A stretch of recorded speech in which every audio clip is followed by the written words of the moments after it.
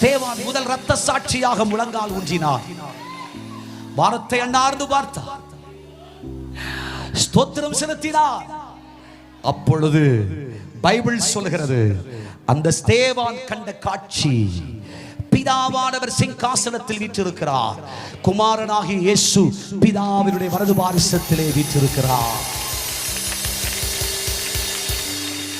ஆமென், ஹல்லேலூயா, ஹல்லேலூயா. இதை எதுக்கு சொன்னேன் தெரியுங்களா? ஸ்தேவானுடைய கண்களும் இயேசு உயிரோடு பிதாவினுடைய வலது பாரிசத்தில் வீற்றிருப்பதை சாட்சியிட்டு சொல்லிட்டு, என் இயேசு பிதாவினுடைய வலது பாரிசத்தில் உயிர்த்தெழுந்து வீற்றிருக்கிறார். ரெண்டு சாட்சிகளினாலே காரியம் உறுதிப்படுகிறது. தேவதூதரின் சாட்சி,